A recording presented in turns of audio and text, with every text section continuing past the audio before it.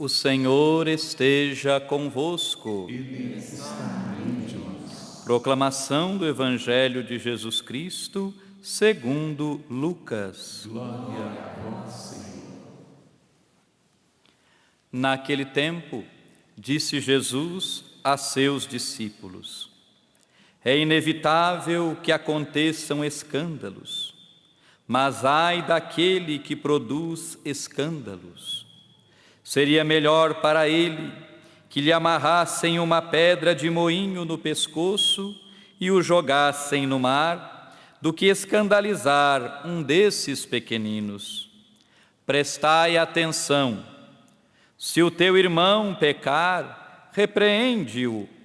Se ele se converter, perdoa-lhe.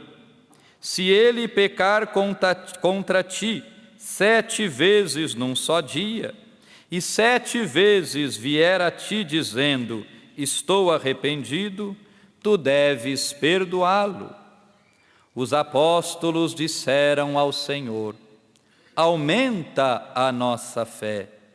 O Senhor respondeu: se vós tivesseis fé, mesmo pequena como um grão de mostarda, poderíeis dizer a esta amoreira: arranca-te daqui e planta-te no mar, e ela vos obedeceria.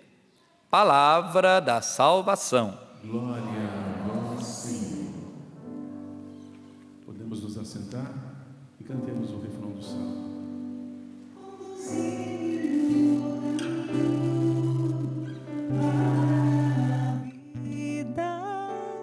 Conduzi-me no caminho, ó Senhor, conduzi-me no caminho para a vida, conduzi-me no caminho, ó Senhor. Louvado seja nosso Senhor Jesus Cristo. Para sempre seja louvado. Caríssimos irmãos sacerdotes, irmãos e irmãs, nós iniciamos hoje na liturgia da palavra a leitura do livro da sabedoria. E todos nós precisamos da sabedoria, necessitamos de pedi-la a Deus e ao mesmo tempo nos empenharmos em levarmos uma vida sábia.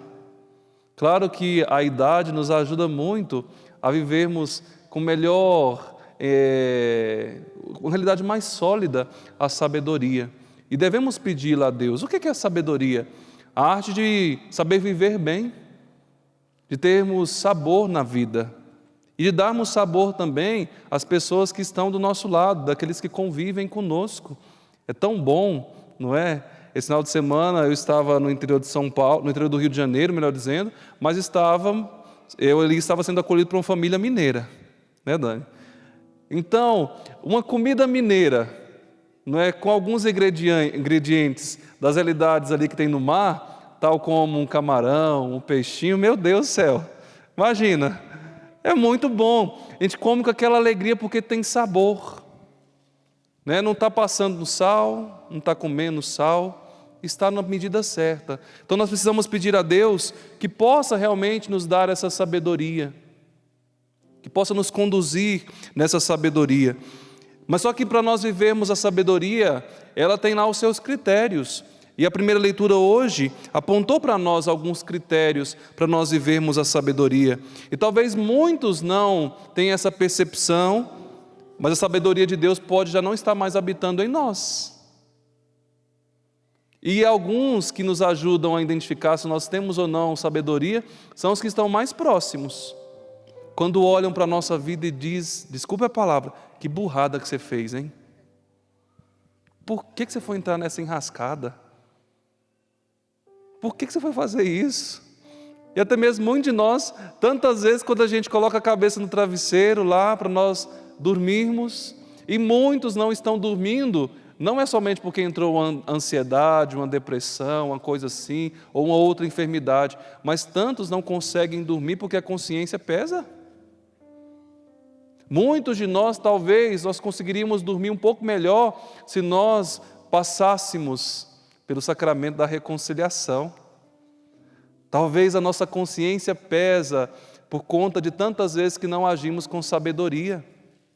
Nós vamos chegar lá onde uma pessoa que não age com sabedoria, o que ela vai ter que enfrentar.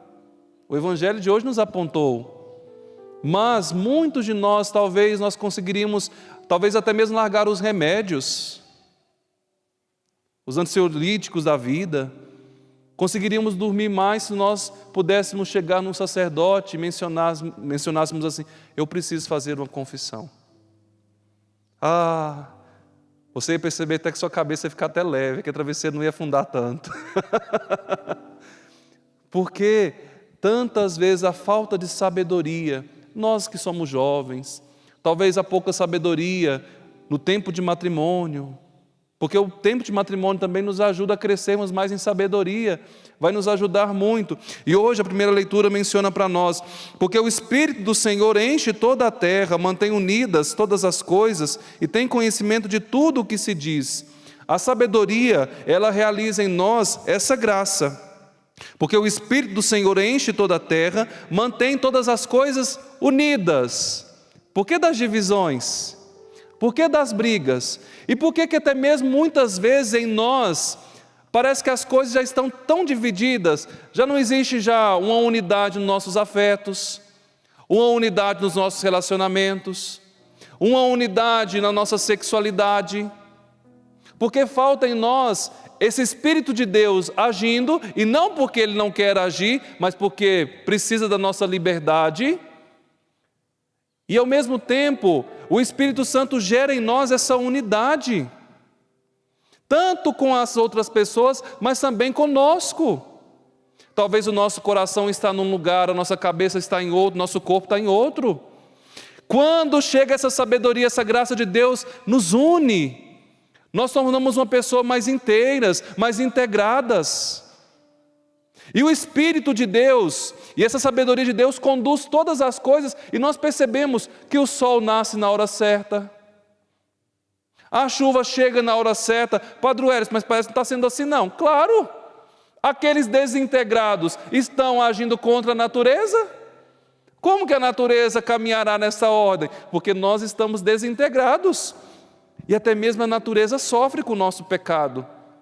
As estrelas têm o tempo certo, a lua, nós vemos as estações certíssimas delas aparecerem, é a minguante, a cheia, e vai. E nós somos criados por Deus, e Deus nos elevou mais ainda a sermos seus filhos em Jesus Cristo, que é o Filho por excelência. Então nós precisamos caminhar nessa unidade. Se está tendo divisões, se estão existindo as brigas, é porque a sabedoria não está dirigindo a nossa vida, e nem mesmo o Espírito de Deus. Só que, no entanto, a própria leitura diz de hoje: aqueles que querem adquirir a sabedoria devem amar a justiça. Vós que governais a terra, tendes bons sentimentos para com o Senhor e procurai-o com simplicidade de coração. A sabedoria nos leva a amar a justiça. O que é a justiça, segundo até mesmo a igreja? É dar ao outro aquilo que lhe é de direito, aquilo que lhe é devido.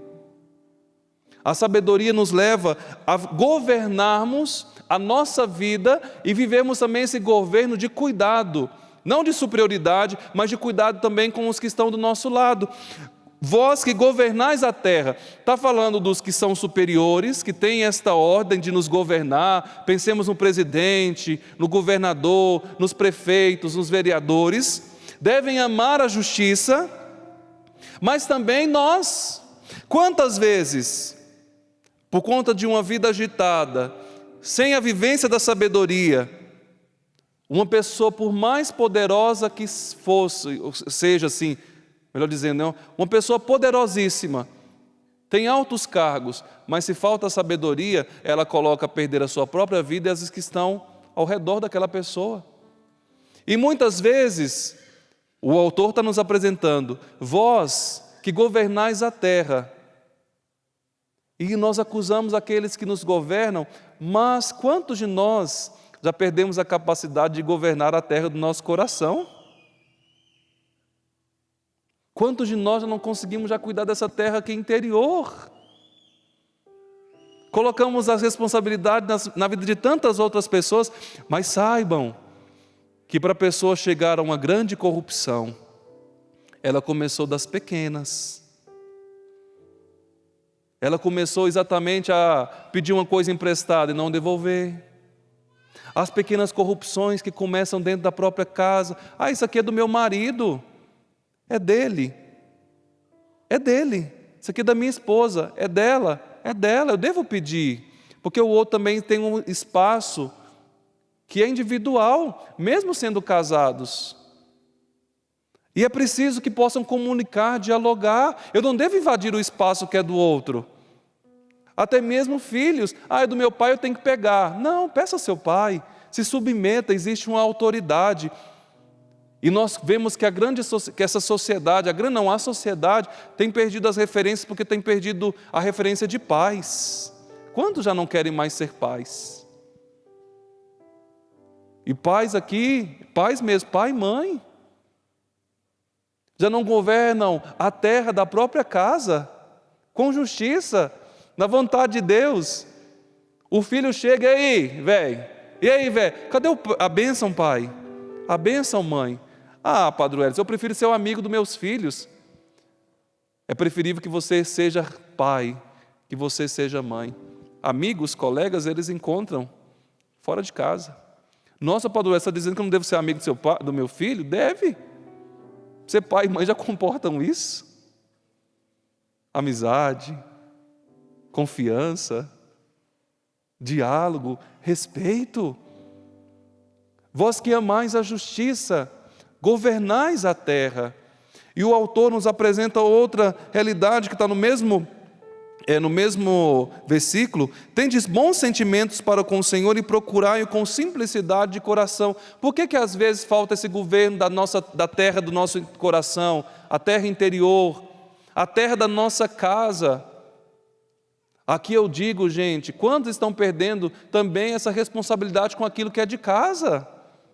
O cuidado com aquilo que é tua propriedade. Outros devem cuidar. Aí nós deixamos a casa, infelizmente, ao redor cheio de lixo, de mato. Deveríamos ir lá limpar.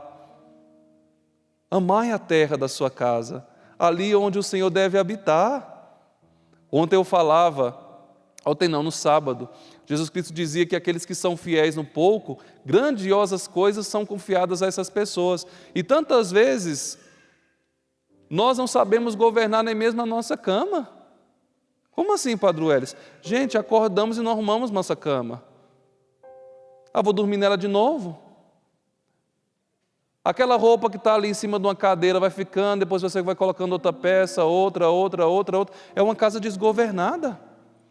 Você já viu um carro? Não queira ver, e eu não quero ver também. Mas imagine um carro desgovernado numa ribanceira. O que vai dar? Vai arrebentar tudo.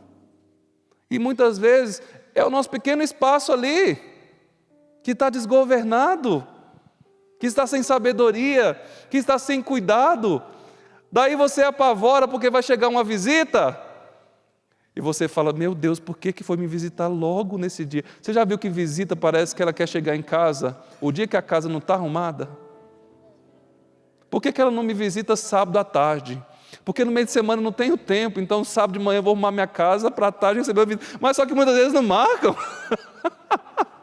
Aí chega a visita, fala, pede ela para esperar um pouquinho no portão. Aí começa a catar tudo, está na sala, na cozinha.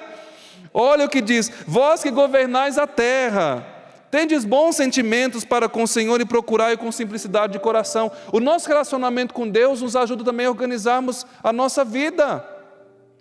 O Padre Jonas, desde pequenino, e ele trouxe essa realidade para a comunidade de Canção Nova, de nós realizarmos o retiro da Boa Morte, para nós organizarmos as nossas gavetas, para organizarmos a cozinha. Gente, e eu falei que a sabedoria ela cresce conosco à medida também que avança a idade, não é? Mas uma coisa também cresce conosco à medida que avança a idade. Sabe o quê?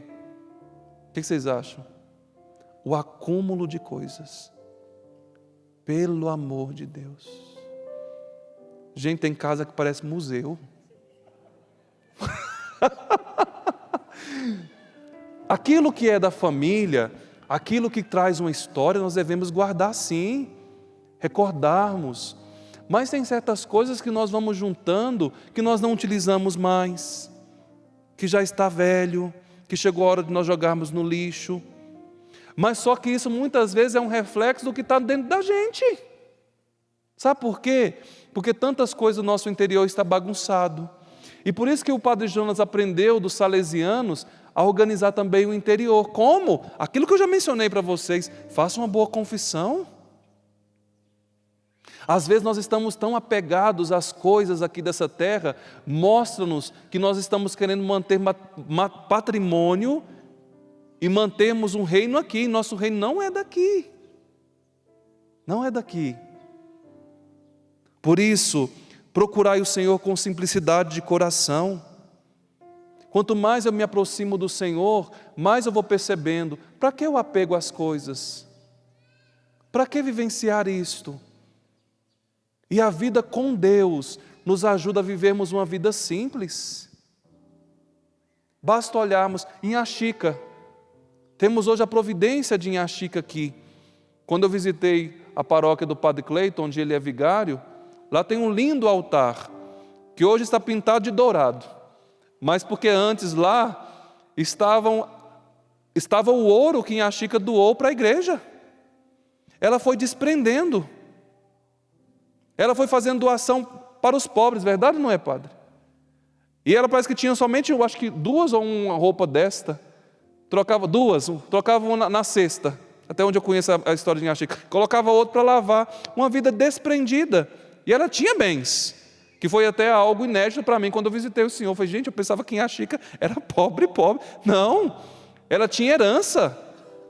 E ela foi desprendendo, porque quanto mais próxima de Deus, quanto mais uma intimidade com Deus, menos agarrada a este mundo, mais desprendida. Então, vivei e procurai o Senhor com simplicidade de coração. E se nós dispomos a ter uma vida interior, viveremos com sabedoria, e esse espírito de sabedoria unifica a nossa vida e nos une cada vez mais a Deus. Se falta sabedoria, se falta esse espírito de desprendimento, essa intimidade com Deus, infelizmente, meus irmãos e minhas irmãs, nós vivemos uma vida desgovernada. Mas a sabedoria, eu mencionei para vocês, tem as exigências. Por isso o Salmo diz, conduzi-me no caminho para a vida, ó Senhor. Nós queremos vida. Nós não fomos, entre aspas, criados para a morte. Por isso nós pedimos ao Senhor, conduzir-me para o caminho, para a vida, ó Senhor. E quem anda por este caminho? Quem passa por este caminho? Aqueles que estão com Deus, caminham para a vida. E vocês viram que existe um imperativo aqui, conduzi-me. Quer dizer, faz favor aqui, vó, um pouquinho. Dona Helena, aproveitar enquanto eu tenho tempo aqui no Brasil, porque eu vou sentir muita saudade da minha avó. Segura aqui, isso. O que é conduzir-me? É dizer, vamos juntos? Leva-me, Senhor. Eu quero caminhar contigo. Eu quero estar contigo, no caminho para a vida. E é interessante que hoje nós também estamos celebrando na igreja a memória de Santa Elizabeth da Trindade. Desde pequena ela descobriu que ela não devia buscar o Senhor fora, mas que ela era a habitação de Deus, a habitação da Trindade. Então quer dizer, o Senhor está comigo, Ele anda comigo, Ele sonha comigo, Ele persevera comigo, mas é preciso que nós peçamos, conduzir-me, Senhor. E gente, se nós confiamos no Senhor, Ele vai nos conduzir para a vida. Só que tantas vezes esse caminho para a vida, como diz o Salmo 22 ou o Salmo 23, nós passaremos também por momentos difíceis. Mas, nesses momentos difíceis, duros, eu vou levar a avó lá para sentar no lugarzinho dela, conduzir-me, Senhor. Eu não quero passar sozinho, eu quero passar contigo. Eu quero que o Senhor possa estar comigo. Obrigado, vó. Vamos aplaudir a avó? Isso. 84? É isso? 84? 84 nesse vigor todo servindo. Está vendo? Da idade do Monsenhor Jonas Abib. Está vendo que não podemos... Quanto mais o Senhor nos guia na sabedoria, mais a gente quer ser dele. Então é pedir ao Senhor para que possa nos conduzir e não procurá-lo fora, mas Ele que está dentro de nós. A experiência que Santo Agostinho também vivenciou. Eis que eu procurava fora o que estava dentro de mim. O céu, meus irmãos e minhas irmãs, tem um caminho. E nós precisamos pedir a Deus que todos os dias possa nos colocar neste caminho para o céu. Feche por um instante os teus olhos, por favor. E peça ao Senhor para que possa conduzir você por este caminho. E tantas vezes nós seguramos as mãos do Senhor, mas naquele medo de fecharmos os nossos olhos, de nos abandonarmos nas mãos dEle. Será que o Senhor mesmo está comigo? Jesus, eu estou com medo deste caminho. Senhor, este caminho parece que eu escuto vozes que gritam nos meus ouvidos e me causam receio. Mas se eu creio que o Senhor está me conduzindo, Ele não me deixará sozinho. Conduzi-me, Senhor, eu te peço. Não me abandone por nenhum momento. E eu não quero te abandonar. Eu quero ser fiel neste caminho. Conduzi-me com sabedoria. Governai, Senhor, a minha vida. Talvez a minha vida esteja assim desgovernada. Parece que a minha vida não tem alguém maior que habite. E esse alguém tem que ter o Senhor, tem que ser o Senhor. Habite em mim, Senhor. Reine na minha vida. Obrigado, Senhor. E outra realidade que hoje a liturgia da palavra nos aponta, Jesus Cristo nos diz no Evangelho hoje daqueles que causam escândalo. Se falta sabedoria para nós, olha aqui para o padre agora. Eu sei que você está querendo rezar, está sendo bom rezar, não está? Mas se falta-nos a sabedoria, se nós não temos esse governo da nossa vida e não entregamos ao Senhor, nós causamos escândalos. E o que é causar escândalo, gente? É uma palavra grega que significa pedra de tropeço. E não é uma grande pedra, uma grande rocha, porque isso nós conseguimos verificar e desviarmos, mas são pedrinhas. E tantas vezes esses escândalos é aquilo que está dentro de nós, desordenado, desgovernado, mas também pessoas que causam escândalo em nós. E com isso, meus irmãos e minhas irmãs, a grande consequência do escândalo é o desânimo. Muitos já não rezam mais. Muitos já não buscam mais a igreja. Muitos já perderam o ardor de viver a santidade. Sabe por quê? Porque foram escandalizados. E o próprio Senhor Jesus Cristo diz: é impossível alguém não causar escândalo. Ou seja, Jesus Cristo sempre deixa voluntários, sempre deixa a porta aberta. E o próximo a causar escândalo, sabe quem pode ser, gente? O Padre Wellison. Quantas notícias vocês já escutaram de padres aí? Mas só que infelizmente nós acompanhamos esses dias um avião que cai, faz muito mais barulho de tantos que conseguem pousar com tranquilidade. Quantos padres conseguem decolar e pousar com muita tranquilidade na graça de Deus, só que não fazem barulho. Trabalham com alegria, com confiança, dedicando-se a Deus. Mas só que um escândalo, gente, tantas vezes colocado na mídia e depois é difícil reparar. Mas também o próximo a causar escândalo, sabe quem é? Você. Tantos pais, tantos casais, Deus possa te livrar. Mas se nós não vigiarmos e não pedirmos essa sabedoria e o Senhor para que possa governar o nosso temperamento, os nossos sentimentos, talvez, quem sabe, é hoje você. Eu não estou desejando isso para ninguém, pelo amor de Deus, só como um exemplo. É você que vai parar na delegacia e dizer, ter que prestar contas de uma agressão, de uma violência e causar escândalos. E Jesus Cristo diz: ai daqueles que causam escândalos, seria melhor que amarrasse no pescoço uma pedra de moinho. Gente, quem é mais antigo aqui? Antigo não, quem é mais experiente. Quem é antigo fica para o museu, né? Quem é mais experiente sabe do tamanho que é uma pedra de moinho. O que Jesus está falando aqui? Que escandalizam desses pequeninos. E quem são os pequeninos? São os pequeninos, são as crianças, mas também são aqueles que estão chegando agora na fé, que não têm a maturidade. E tantas crianças talvez relatam para os padres, talvez os padres que estão aqui já escutaram isso. Ô padre, eu não estou querendo muito ir para a igreja não. Por que você não quer ir para a igreja, menino? Ah, padre, lá em casa, o que eu mais escuto falar, meus pais falaram é mal da igreja. É mal da pessoa que não cantou direito hoje. É mal do ministro extraordinário da Sagrada Comunhão Eucarística. Falar mal do padre.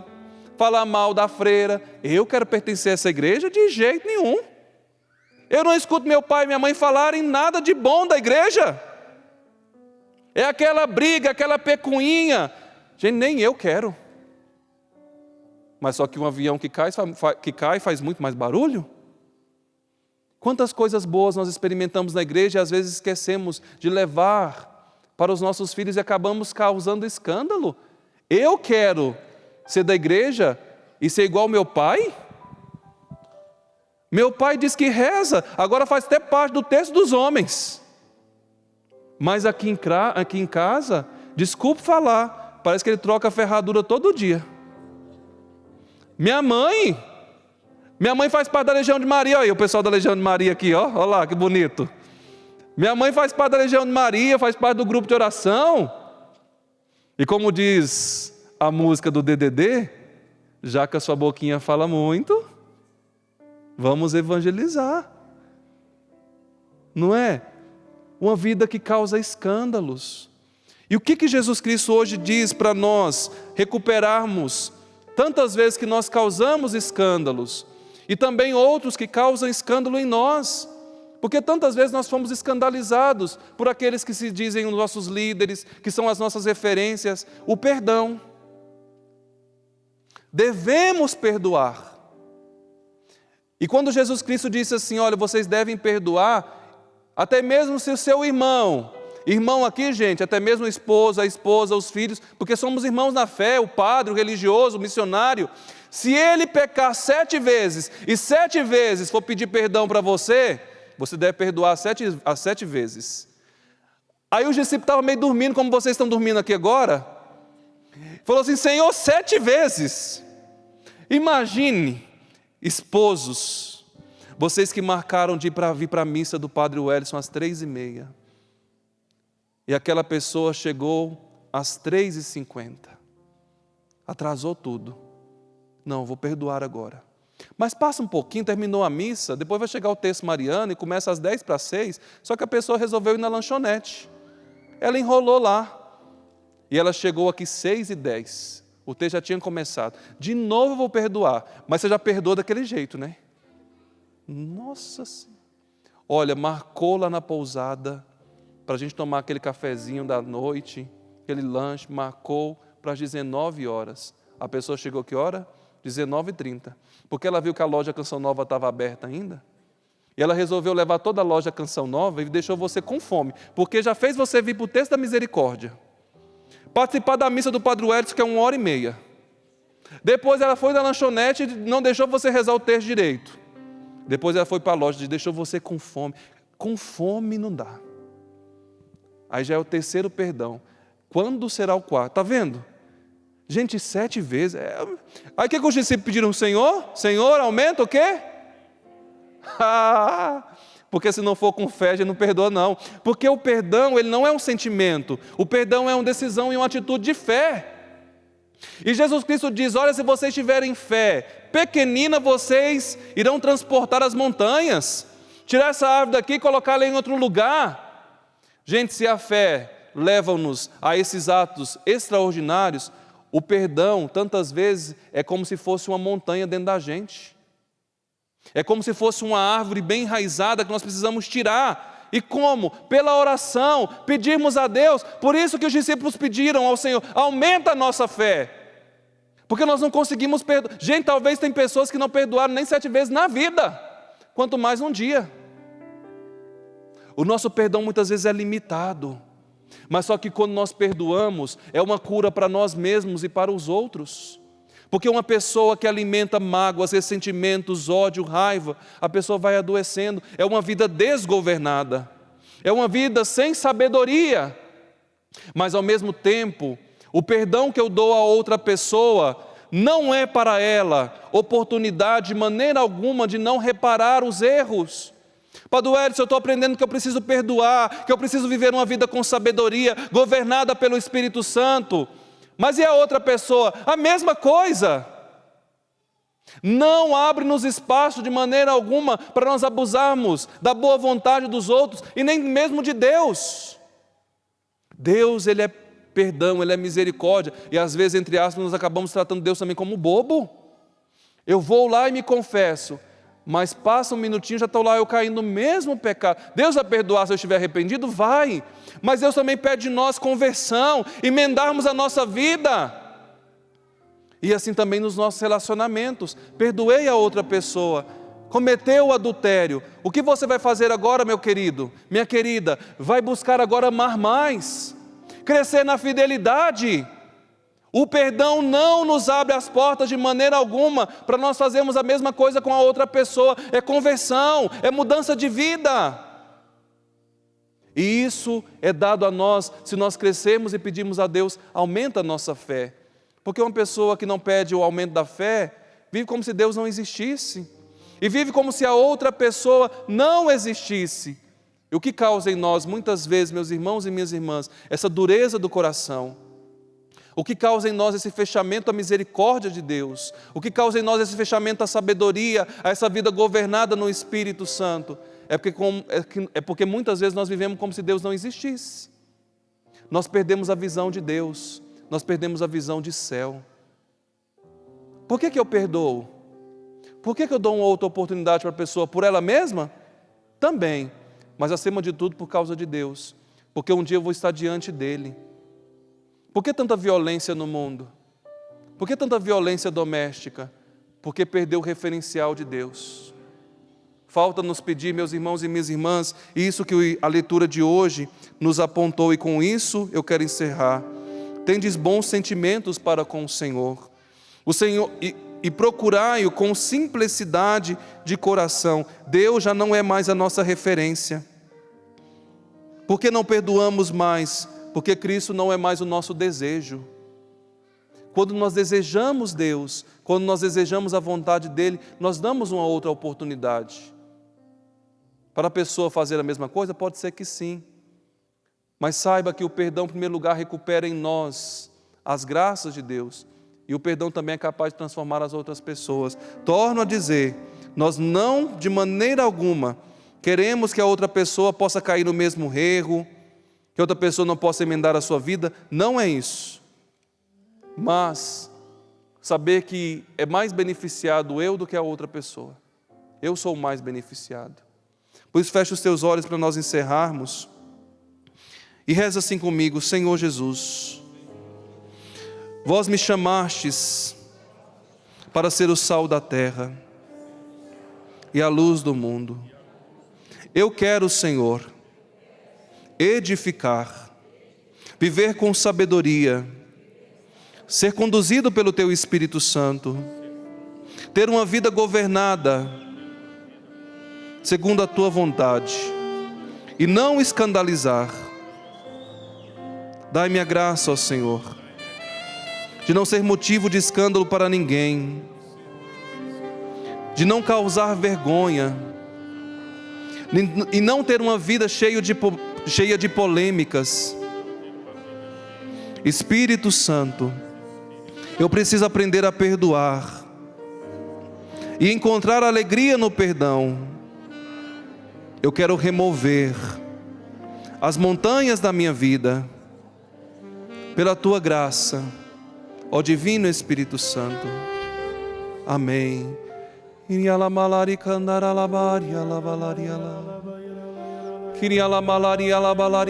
Você que ora no Espírito, vai soltando a sua voz no Espírito Santo, vai deixando o Espírito Santo ordenar em você o que está desordenado. Peça ao Espírito Santo para arrancar aquilo que talvez já está enraizado em nós, aquilo que aparenta ser uma montanha dentro do nosso interior, de mágoas, de ressentimentos, até mesmo arrancar do nosso coração esse desânimo que tantas vezes foi provocado pelos escândalos, o desânimo da igreja, o desânimo da vida interior, o desânimo da confiança nos outros.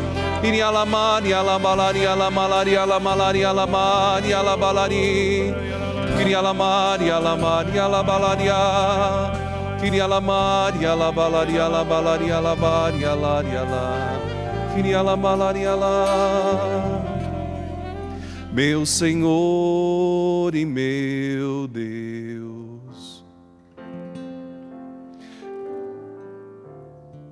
meu Senhor e meu Deus, meu Senhor e meu Deus, meu Senhor e meu Deus. Eu creio, mas aumenta a minha fé. Eu creio, mas aumenta a minha fé. Para nós perdoarmos, crescermos em sabedoria, peça, meu Senhor, meu Senhor e meu Deus. Sim, meu Senhor e meu Deus, meu Senhor e meu Deus, meu Senhor e meu Deus, meu Senhor e meu Deus. Eu creio, mas aumenta a minha fé. Fique de pé, erga os seus braços e peça: dá-me uma fé viva. Aumenta, Senhor, a fé nos nossos corações, nas nossas famílias. Dá-me uma fé nova. E que essa fé, Senhor, seja traduzida na vida, traduzida na vida, testemunhada no amor pelos irmãos, no amor pelos. Se você quer, peça ao Senhor: dá-me uma fé viva, dá-me uma fé viva, uma fé nova, dá-me uma fé nova, traduzida na vida, testemunhada no amor. Vocês cantando e pedindo: dá-me uma fé viva, cante. Dá-me